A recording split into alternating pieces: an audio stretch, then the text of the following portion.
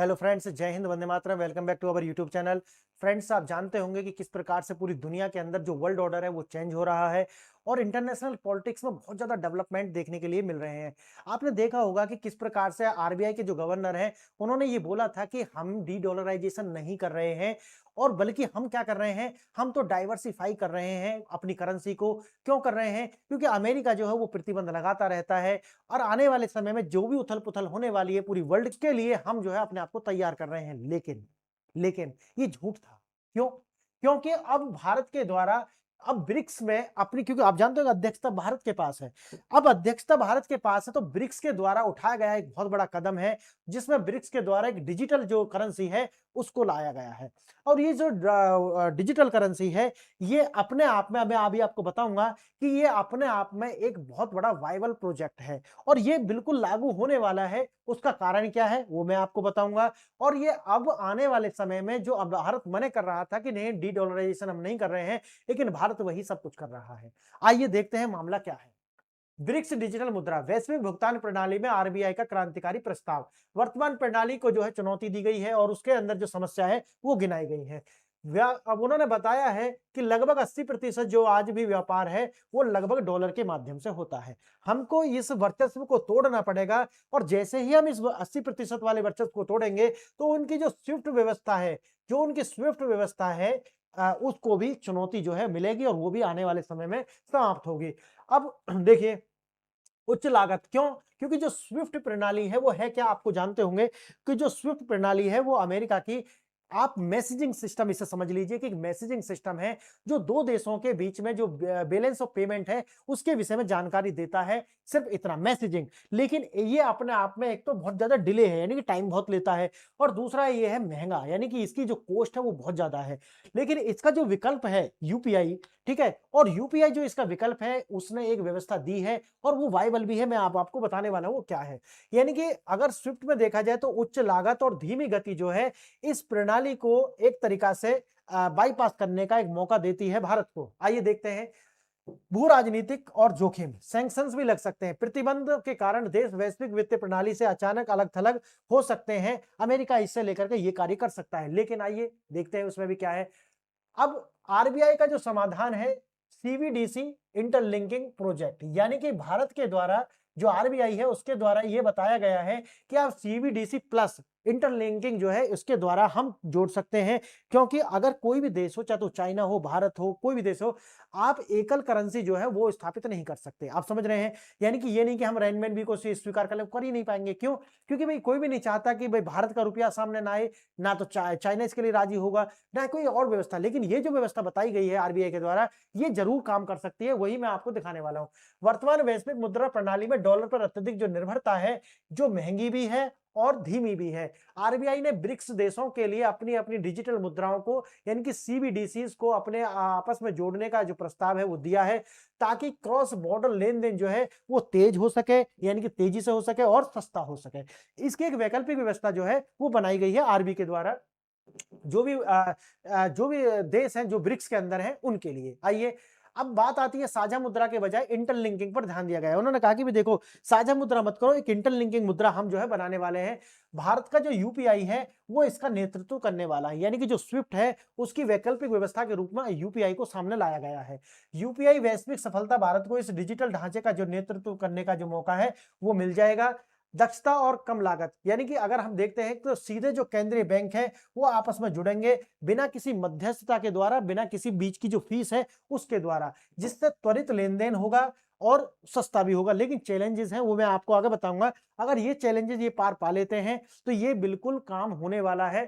अब आता है ब्रिक्स प्लस विस्तार, यानी कि जो ब्रिक्स के अंदर जो देश हैं उनका जो विस्तार क्या कहता है। जैसे पॉपुलेशन कितना है, अगर इनमें देखा जाए तो लगभग 46% पॉपुलेशन को रिप्रेजेंट करता है कौन सा, ब्रिक्स प्लस, ठीक है।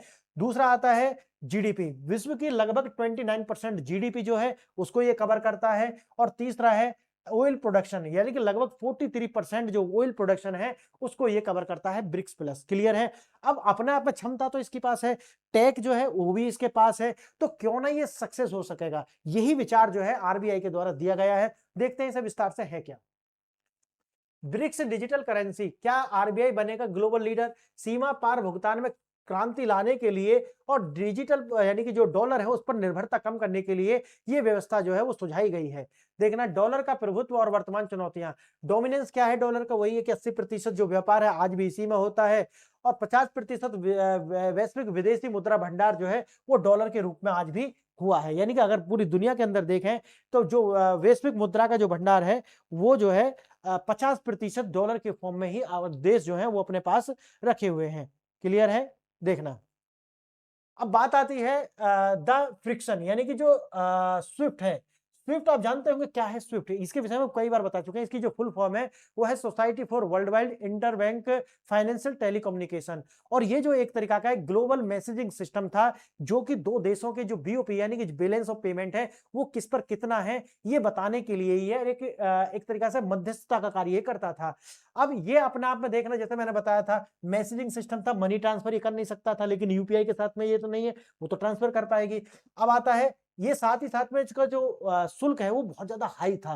दूसरा तीसरा जो है वो था देरी यानी कि 2 से 3 दिन लगता था ये अपडेट करने में या ये मैसेजिंग कर पाने में। क्लियर है?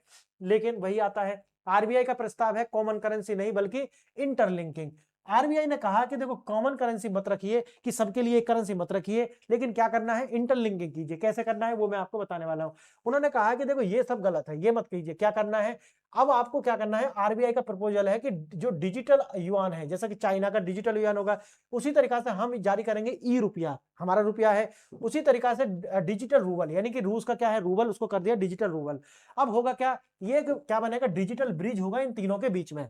क्लियर है? और भी बहुत सारे देश हो सकते हैं उनके बीच में। अब राष्ट्रीय जो सीबीडीसी है, सीबीडीसी यानी कि सीबीडीसी क्या है? एक बार सेकंड रुको। जो सीबीडीसी यानी कि central bank digital currency, CBDC क्या है? सेंट्रल बैंक डिजिटल करेंसी जो है उनको हम आपस में जोड़ेंगे। अब बात आती है कि तुरंत भुगतान तो हो जाएगा लेकिन इनका जो रेट है वो कैसे तय होगा? यानी कि एक तो हो गया कि भाई फ्लोटिंग रेट आप रख सकते हैं लेकिन फ्लोटिंग रेट भी तय होगा वो 1 महीना में तय होगा। कुछ चैलेंजेस मैं अभी आपको बताऊंगा इसमें आगे देखना। ब्रिक्स एक उभरता हुआ आर्थिक पावर हाउस है। कैसे पावर हाउस है? शुरू में बताया कि लगभग 46% जनसंख्या, 43% ऑयल, 29% जीडीपी और निर्यात जो है वो लगभग पूरे वर्ल्ड का वो 25% कंट्रोल करता है।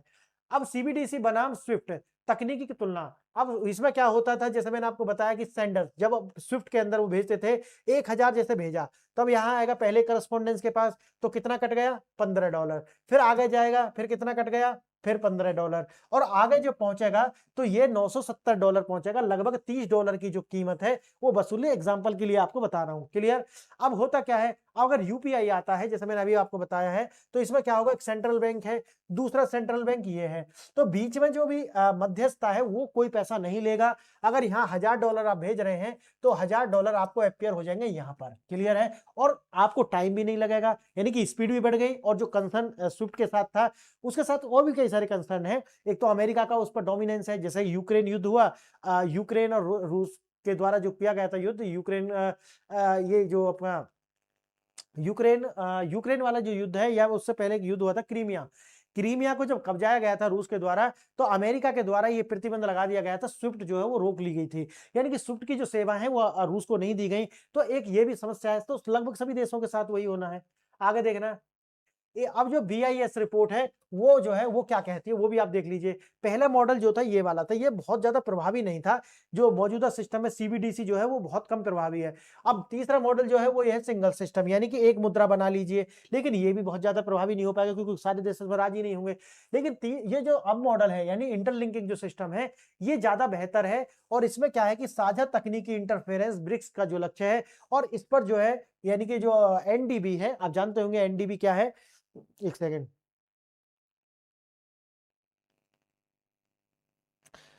हाँ एनडीबी क्या है? न्यू डेवलपमेंट बैंक यानी कि न्यू डेवलपमेंट जो है बैंक जो है वो इसको रेगुलेट कर सकता है।